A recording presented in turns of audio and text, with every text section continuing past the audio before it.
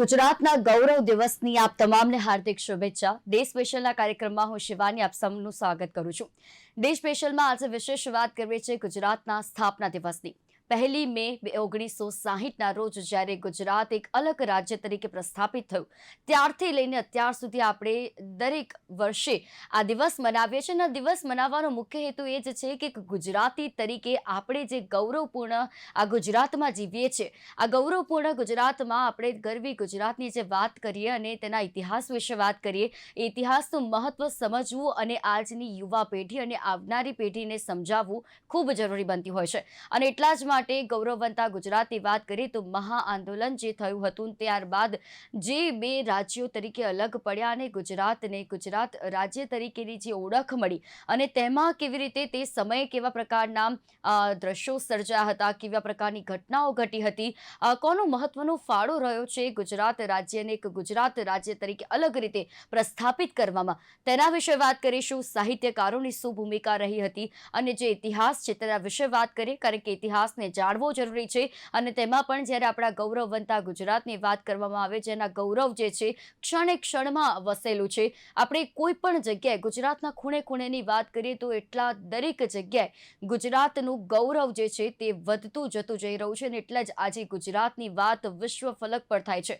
કોઈને પણ જો એક પ્રતિષ્ઠિત રાજ્યની ઓળખાણ આપવું હોય, કોઈને વિકાસશીલ જે રાજ્યની ઓળખ આપવું હોય તો તે છે આપણું ગરવી ગુજરાત। અને આજે આ ગરવી ગુજરાતનો જ્યારે સ્થાપના દિવસ છે ત્યારે તેના વિશે વાત કરીએ, તેના ઇતિહાસ વિશે વાત કરીએ, કેવો ઇતિહાસ રહ્યો હતો, તે સમયગાળો કેવો હતો અને આટલા વર્ષો જે વીત્યા છે ત્યારે આટલા વર્ષોમાં કેવા બદલાવ આપણા ગુજરાત રાજ્યમાં આવ્યા છે, કોનો મહત્વનો ફાળો, આ તમામ વિશે આપણે વાત કરીશું। આપણી સાથે 2 વિશેષ ગેસ્ટ જોડાઈ ચૂક્યા છે। ડોક્ટર પ્રદ્યુમન ખાચર કે જો ઇતિહાસકાર છે। પ્રદ્યુમનજી, સ્વાગત છે આપનું કાર્યક્રમમાં। સાથે ડોક્ટર કનૈયાલાલ પટેલ કે જેઓ સાહિત્યકાર છે। કનૈયાલાલજી, સ્વાગત છે આપનો કાર્યક્રમમાં। નમસ્તે। પ્રદ્યુમનજી, કનૈયાલાલજી, આ બંનેને ગૌરવવંતા ગુજરાતની હાર્દિક શુભેચ્છા। પ્રદ્યુમનજી, જ્યારે આજે આપણે વાત ગૌરવવંતા ગુજરાતની કરીએ છીએ, ગુજરાતના સ્થાપના દિવસની કરીએ છીએ અને એ સમયગાળોની વાત કરીએ છીએ કે જ્યારથી આ શરૂઆત થઈ અને તે પૂર્વે ઘણી એવી કહેવાય કે ઇતિહાસ રચાયા છે। ગુજરાત એક અલગ રાજ્ય તરીકે જ્યારે પ્રસ્થાપિત થયું 1 મે 1960ના રોજ અને આટલા વર્ષો વીત્યા, આપણે દરેક વર્ષે આ દિવસ મનાવીએ છીએ કારણ કે આ ગૌરવનો આપણો દિવસ છે અને આ દરેક ગુજરાતીની શાનનો દિવસ છે, દરેક ગુજરાતીને એક પ્રતિષ્ઠાનો દિવસ છે, એટલે કે ગુજરાતના સ્થાપના દિવસનો દિવસ છે। ત્યારે મહાગુજરાત આંદોલનથી શરૂ થયેલો આ ઇતિહાસ અને જ્યારે ગુજરાત રાજ્ય એક અલગ રાજ્ય તરીકે પ્રસ્થાપિત થયું, શું કહેશો? આજનો ગુજરાત રાજ્ય સ્થાપના દિવસ એવો છે કે ગુજરાતની સમગ્ર પ્રજાએ આપણે ગુજરાત રાજ્ય કેવી રીતે મેળવ્યું એનો ઇતિહાસ આ દિવસે તો ખાસ જોવો, જાણવો, સમજવો જોઈએ। ગુજરાત રાજ્યની સ્થાપના થઈ એના પાછળનો ઇતિહાસ એવો રહ્યો છે કે બ્રિટિશરોએ વહીવટી સરળતા ખાતર કેટલાક વિભાગો પાડેલા અને એ વિભાગમાં 2 જુદી જુદી ભાષા બોલતી પ્રજાનું છે સંયોજન કરવામાં આવેલું, એટલે પ્રજાની અસ્મિતા રૂંધાવા માંડી હતી। એટલે 1921માં કોંગ્રેસે એક ભાષાવાર પ્રાંત રચનાનો ઠરાવ કરેલો કે દરેક ઠેકાણે ભાષાવાર પ્રાંતની રચના કરવી જોઈએ। 1928માં નહેરુ અહેવાલમાં પણ ભાષાવાર પ્રાંત રચવાનો ઠરાવ કરવામાં આવેલો હતો। 1947માં નહેરુએ પણ સ્વીકાર કરેલો કે આખા હિન્દુસ્તાનમાં ભાષાવાર પ્રાંતની જ રચના થવી જોઈએ। એ પછી 1953માં હૈદરાબાદની અંદર કોંગ્રેસનું અધિવેશન ભરાયું, જેની અંદર પણ ભાષાવાર પ્રાંતની રચનાનો ઠરાવ કરવામાં આવ્યો હતો। આ ઉપરાંત 1953 29 ડિસેમ્બરના રોજ દેશની અંદર એક રાજ્ય પુનર્રચના પંચની સ્થાપના કરવામાં આવેલી। એ પંચે આખા હિન્દુસ્તાનમાં 1,52,250 દસ્તાવેજો ભેગા કર્યા, 2000 આવેદન પત્રો એને મળેલા, 9000 વ્યક્તિઓની એને જુબાની મળેલી અને આ પંચે 135 સ્થળોની મુલાકાત લીધી હતી અને પંચે પછી અહેવાલ સરકારને સોંપી દીધો। પરંતુ આવું હોવા છતાં 14 એપ્રિલ 1956 ના રોજ દ્વિભાષી રાજ્યનો ખરડો પસાર થયો. એ ખરડો મૂકવામાં આવ્યો અને એ ખરડાને પછી 8 ઓગસ્ટ 1956 ના રોજ દ્વિભાષી રાજ્યનો લોકસભાની અંદર 240 વિરુદ્ધ 41 વિરુદ્ધ 40 મતે આ ઠરાવ પસાર થઈ ગયો અને જેને હિસાબે ગુજરાતને આ મંજૂર રહ્યું નહીં અને એને હિસાબે મહાગુજરાતની ચળવળના આંદોલનની શરૂઆત થઈ છે. તો એ બધી જ રસપ્રદ વાતો છે આજના દિવસે આપણે લોકોની સમક્ષ કરવી જોઈએ. આ ગુજરાત રાજ્યની અલગ રચના સમજવા માટે બે મુદ્દાની અંદર આપણે સમજી શકીએ. એક નવજુવાનોનું શહીદોનું સ્મારક રચવા માટે આ બધું થયું હતું એ વાત, અને 7 ઓગસ્ટ 1956 ના રોજ વિદ્યાર્થીઓ ભદ્રના કિલ્લાની ઓફિસમાં કોંગ્રેસ હાઉસમાં ઠાકોરભાઈ દેસાઈને મળે છે. ઠાકોરભાઈ દેસાઈએ વિદ્યાર્થીઓને એમ કહ્યું, તમે હિંસા ન કરતા રાહ જુઓ. એને ખરેખર એમ કહેવાનું હતું કે કાલે લોકસભાની અંદર આ ઠરાવ મુકાવાનો છે, પરંતુ 8 ઓગસ્ટે જેવો ઠરાવ પસાર થયો એટલે દ્વિભાષી મુંબઈ રાજ્યનો ઠરાવ પસાર થયો એટલે એ ગુજરાતને આઘાત લાગ્યું કે આ શરણાગતિ છે, અમને મંજૂર નથી. અને આજે જો ગુજરાતની જનતા મૌન રહેશે તો એ ભવિષ્યની પેઢીનો અપરાધ ગણાશે. અખબારોએ તંત્રી લેખો લખ્યા, વ્યંગ લેખો લખ્યા અને આ નિર્ણય વજ્રાઘાત સમાન થઈ પડ્યો અને એને હિસાબે અમદાવાદના લત્તે લત્તે સરઘસો નીકળ્યા. એલિસ બ્રિજ થી 4000 સ્વયંભૂ વિદ્યાર્થીઓનું સરઘસ નીકળેલું અને આવી બધી ઘટનાઓ બની અને જેને હિસાબે મહાગુજરાતના આંદોલનના મંડાણ થાય છે. બિલકુલ પ્રતિમાનીય જે પ્રકારે તમે વાત કરી અને જે મહાગુજરાત આંદોલનની આપણે વાત કરી, આગળ પણ વાત કરીશું કે તે સમય કેવો હતો, મહાગુજરાત આંદોલન સમયના જે ઘટનાઓ ઘટી હતી, જે ઇતિહાસ રચ્યો હતો, એ તમામ વિશે આપણે વાત કરીશું. કનૈયાલાલજી, જ્યારે આજે ગુજરાતનો સ્થાપના દિવસ છે અને સાગર જેવું દિલ ને હિમાલય જેવું મનોબળ ધરાવતું છે આપણું ગુજરાતી, અને એ જ સાચો ગુજરાતી કહેવાય છે ને આજે એ ગુજરાતી જ્યાં વસે છે એ જ છે આપણું ગૌરવવંતું ગુજરાત. આજે તેનો સ્થાપના દિવસ છે.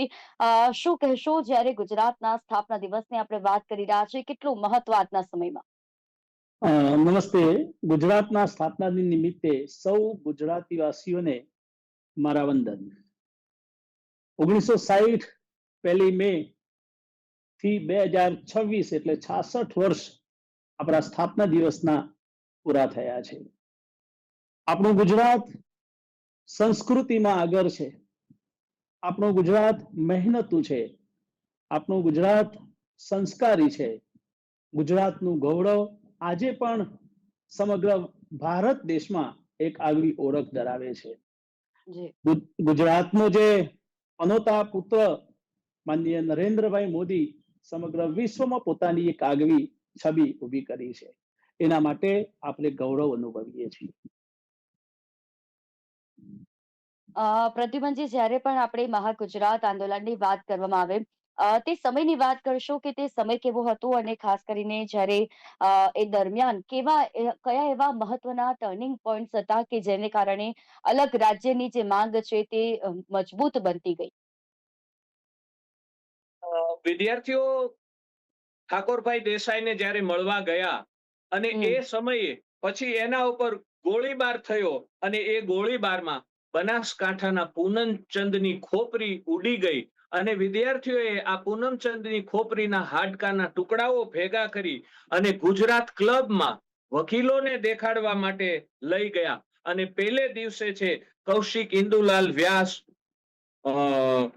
સુરેશ જયશંકર ભટ્ટ, અબ્દુલ પીરભાઈ અને બીજા 2 વ્યક્તિઓના છે એ હોસ્પિટલમાં મૃત્યુ થયા હતા. અને જ્યારે આ આંદોલનની શરૂઆત થાય છે એમાં હિન્દુ મુસ્લિમ એકતા પ્રગટી હતી અને સિવિલ હોસ્પિટલમાં જે ઘાયલ વિદ્યાર્થીઓને દાખલ કરવામાં આવ્યા હતા એમાં એને લોહી આપવા માટે અમદાવાદમાંથી લોકોના ટોળે ટોળા ઉમટી પડ્યા હતા. આ પછી તો મહાગુજરાત વિદ્યાર્થી સમિતિની સ્થાપના કરવામાં આવી. આ આંદોલનમાં મહાગુજરાત જિંદાબાદ, લેકે રહેંગે મહાગુજરાત, આવા સૂત્રો પોકારવામાં આવતા હતા. મોરારજીભાઈ દેસાઈ હાય હાય એવા સૂત્રો પણ આ આંદોલનમાં પ્રગટ્યા હતા. આખા શહેરમાં તોડફોડ થઈ, ખાદી ભંડાર સળગાવી દેવામાં આવ્યું, પોલીસ ચોકી સળગાવી દેવામાં આવી અને અમદાવાદ આખું લશ્કરને હવાલે કરી દેવું પડ્યું. 2 દિવસ થયા, ત્યાં 12 મૃત્યુ થાય છે અને ત્યારે જનસત્તાએ 10 ઓગસ્ટ 1956 ના રોજ એક અગ્ર લેખ લખ્યો અને વચ્ચે જગ્યા મૂકી, માત્ર કાળી બોર્ડર કરી અને એમાં લખ્યું ઉન શહીદો કી યાદ में. 3 દિવસમાં 14 જેટલા વિદ્યાર્થીઓના મૃત્યુ થાય છે, 89 લોકો ઘાયલ થાય છે.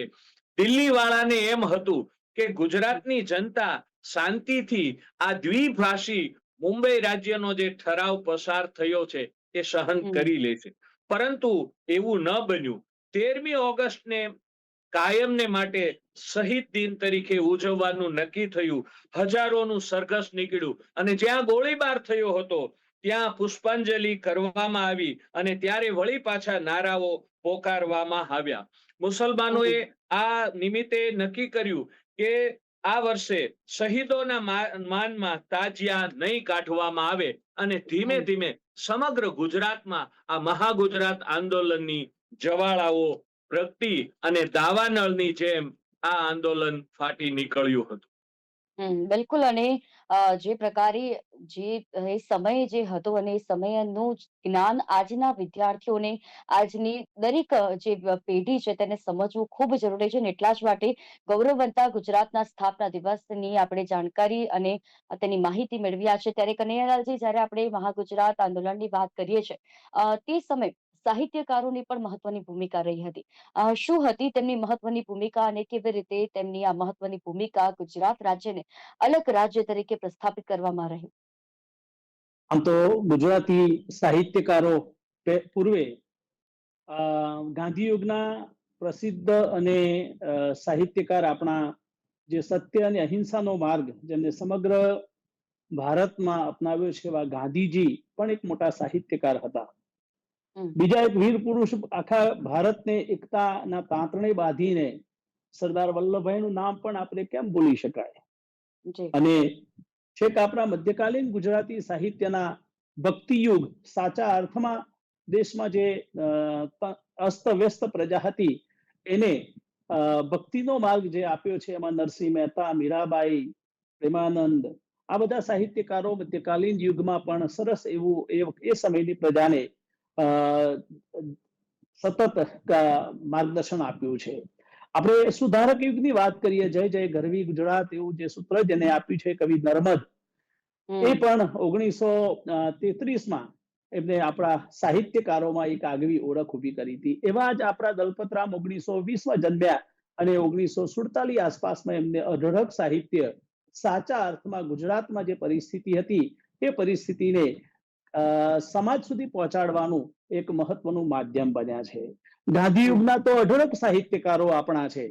ગાંધી યુગમાં ઉમાશંકરભાઈ જોશી, પન્નાલાલ પટેલ, નાનાલાલ, આ બધા સાહિત્યકારોએ પોતાની નવલકથાઓ અને નવલિકાઓ દ્વારા અને કવિતાઓ દ્વારા એ સમયની પ્રજાને શિક્ષણની સાથે માર્ગદર્શન આપવામાં ગુજરાતની સાચી ઓળખ એમને ઊભી કરેલી છે. ત્યાર પછીના આધુનિક યુગના જે સર્જકો છે, સુરેશભાઈ જોશી, રાજેન્દ્રભાઈ શાહ, રઘુવીરભાઈ ચૌધરી, ચંદ્રકાંત બક્ષી, આ આજના સાહિત્યકારોએ પણ આપણને આ અંગે ગુજરાતના વિકાસ અંગે સાહિત્ય જે તે સમયની પરિસ્થિતિને બયાન આપતું સાહિત્ય આ સાહિત્યકારોએ લખ્યું છે. કોઈ રમખાણ થાય અથવા કોઈ આકસ્મિક ઘટનાઓ બને, એ ઘટનાઓને પોતાના શબ્દદેહ દ્વારા સાહિત્યની રચના કરી છે. માટે આપણે સાહિત્યકારોનું યોગદાન ગુજરાતના વિકાસમાં ખૂબ જ મહત્વનું છે. પ્રદ્યુમનજી, બૃહદ મુંબઈ રાજ્યમાંથી જ્યારે એમ કહેવાય કે અલગ પડતી વખતે જ્યારે ગુજરાત, ત્યારે કયા એવા પડકારો હતા કે જેનો સામનો કરવો પડ્યો હતો? જ્યારે દિલ્હીની લોકસભાએ દ્વિભાષી મુંબઈ રાજ્યનો ઠરાવ પસાર કરી દીધો એટલે ગુજરાત તો હાહાકાર મચી ગયો અને સ્વયંભૂ આ મહાગુજરાત આંદોલન પ્રગટ્યું હતું.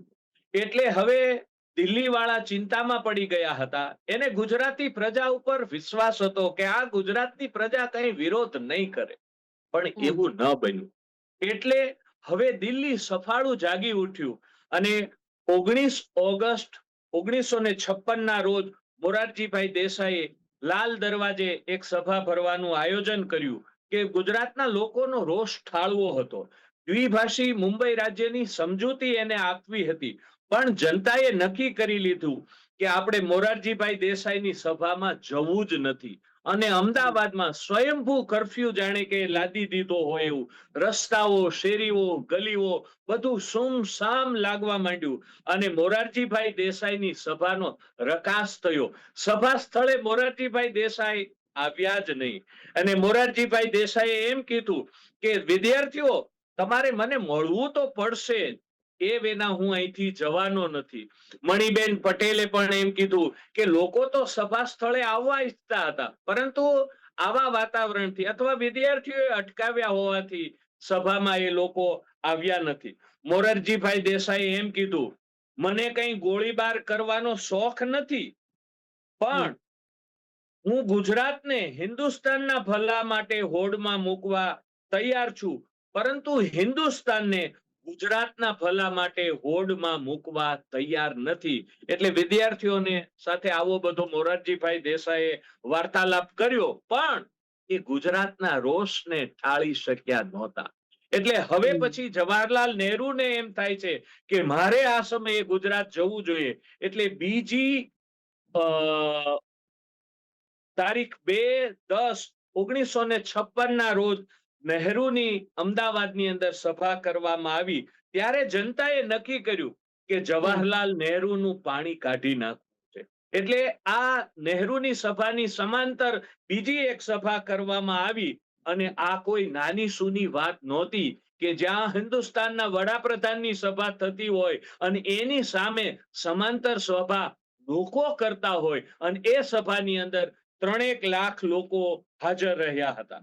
નહેરુએ ગુજરાતમાં આવીને એમ કીધું કે ગુજરાત, મુંબઈ અને મહારાષ્ટ્ર અલગ થાય એ સારું નથી, છતાં હું શું કરું? મહારાષ્ટ્રના લોકોએ આ વિચાર રજૂ કર્યો અને હું સહમત થઈ ગયો. મારે કબૂલ કરવું પડશે કે આ વાતની જાણ કરવાનો સમય ન મળ્યો અને જે નિર્ણય લેવાયો ગયો તેનું મને દુઃખ છે. નહેરુ વિદ્યાર્થીઓને મળ્યા અને એમ કહ્યું કે હું કઈ બાદશાહ નથી, મને દેશનો વડાપ્રધાન બનાવ્યો છે, તેથી લોકસભાનો નિર્ણય મારે માથે ચડાવવો પડે. નહેરુ બહુ બુદ્ધિપૂર્વક વિદ્યાર્થીઓના, જનતાના, સમગ્ર ગુજરાતના રોષને ઠાળવા ઈચ્છે છે. એટલે એ કહે છે કે તમે એમ કરો, 5 વર્ષ પછી ફરી આપણે ઠરાવ મૂકો, વિચારણા કરશું. એટલે વિદ્યાર્થીઓને એમ પણ કીધું કે તમે આપણને જે નવી આઝાદી મળી છે એ જય હિન્દના સૂત્રને ભૂલી જવા માંગો છો? બોલો હા કે ના. એટલે વિદ્યાર્થીઓ સહમત થઈ ગયા, નહીં, નહેરુ ચાચા જિંદાબાદ, નહેરુ ચાચા જિંદાબાદ. અને બીજે દિવસે જવાહરલાલ નહેરુએ કોંગ્રેસની કારોબારીમાં બધાને કીધું કે ગુજરાતમાં જનતા સાથેનો નેતાનો નાતો તૂટી ગયો છે, આપણે શત્રુ નહીં સાથી બનવાની જરૂર છે. એટલે એવી રીતે નહેરુજી ગુજરાતમાં આવી આ રોષને ઠાળવા માટેનો પ્રયત્ન કરે છે. એવો આપણો ઇતિહાસ રહ્યો છે.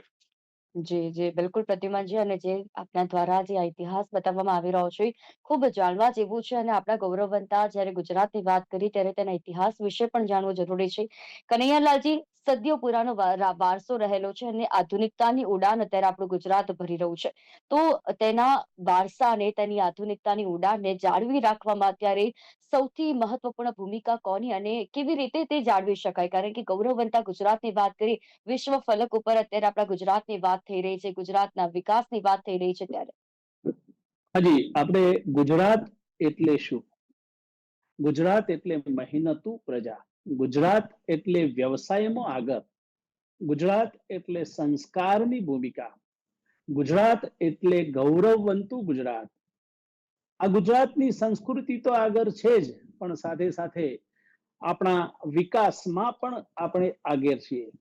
કૃષિ, ઉદ્યોગ, વેપાર, ટેકનોલોજી, આ બધા જ ક્ષેત્રમાં આપણે આજે આગળ છીએ. દરેક ક્ષેત્રમાં ગુજરાત દેશને માર્ગદર્શન આપી રહ્યું છે. આપણું ગુજરાતનું ગીર નેચરલ પાર્ક સિંહો માટે એક ગૌરવ છે. એ જ રીતના કચ્છનું સફેદ રણ એ પણ વિશ્વ ફલક ઉપર આકર્ષાયું છે. અને ગુજરાતની સંસ્કૃતિ એટલે જીવંત છે. દરેક તહેવારો આનંદનો ઉત્સવ બની જાય છે. નવરાત્રિમાં રમાતા ગરબા માત્ર નૃત્ય જ નહીં, પણ તે આપણા હૃદયની ધડકણ છે. આજનો દિવસ સંકલ્પનો દિવસ છે.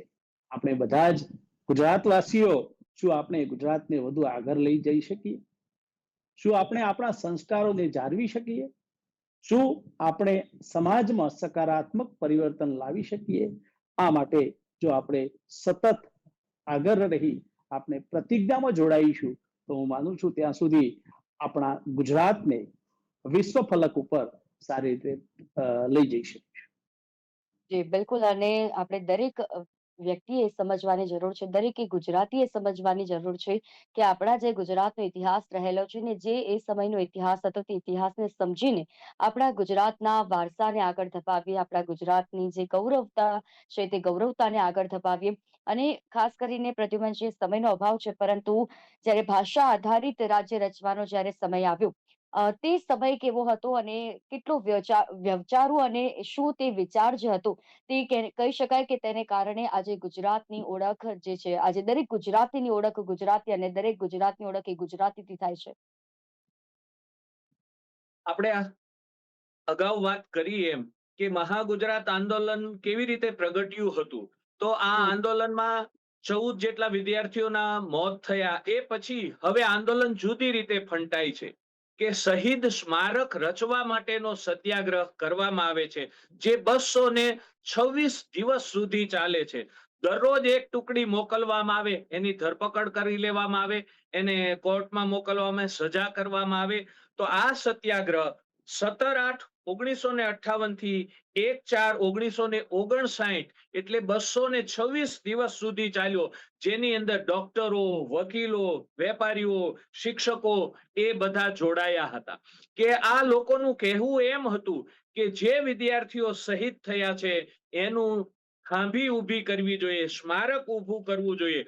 પરંતુ મુંબઈ રાજ્ય એ આ કરવા દેવા માંગતું નહોતું કે જાહેર રોડ ઉપર આવું સ્મારક કરી શકાય નહીં. એટલે પોલીસે ખાંભીઓ ઉખાડી લીધી અને પછી એવું નક્કી કરવામાં આવ્યું કે કોર્પોરેશને જ આ સ્મારક કરવું જોઈએ. એટલે ત્યારે જનતા પરિષદે કાયદો હાથમાં લીધો અને સ્મારકો ખાંભીનું આ સ્મારક ઊભું કરી દીધું. વડોદરામાં, અમદાવાદમાં તોફાનો ફાટી નીકળ્યા. ત્યારે મુખ્યપ્રધાન ચૌહાણે એમ કીધું કે ખાનગી જગ્યા ઉપર સ્મારક થાય તો વાંધો નથી, પરંતુ જાહેર માર્ગ ઉપર સ્મારક કરવા દેવામાં આવશે નહીં. તો આવી બધી વાતો થઈ હતી. અને મારે તો ગુજરાતની જનતાને આ દિવસે કહેવું છે કે આપણે સૌએ ગૌરવ લેવું જોઈએ કે જે ગુજરાતી પ્રજા સુસા પૈસા ચાર એવું જે લોકો માનતા હોય, એની જગ્યાએ 226 દિવસ સુધી આ મહાગુજરાત આંદોલનનું જે કંઈ ચાલ્યું અને એમાં શહીદ સ્મારક રચવા માટેનો સત્યાગ્રહ થયો હતો. શહીદ સ્મારક જી બિલકુલ. અને જે પ્રકારે આપણે શહીદ સ્મારકની વાત કરી અને એટલા જ માટે આપણે ગૌરવ લેવાની આ ક્ષણ છે, અને એટલે જ આ ગૌરવવંતા ગુજરાતમાં આવી દરેક એવા કહી શકાય કે દરેક એવી જગ્યાઓ જે ગુજરાતને આગળ ધપાવે છે, કેટલી એવા વારસા સાથે સંકળાયેલી આપણી જગ્યાઓ છે, અને એટલા જ માટે ગુજરાત જે છે તે આગળ ધપી રહ્યું છે, વારસાને આગળ ધપાવી રહ્યું છે અને આધુનિકતાની ઉડાન પણ ભરી રહ્યું છે. પ્રદ્યુમનજી, કનૈયાલાલજી, આપ બંને અમારી સાથે આ વિશેષ ચર્ચામાં જોડાયા તે બદલ આપ બંનેનો આભાર.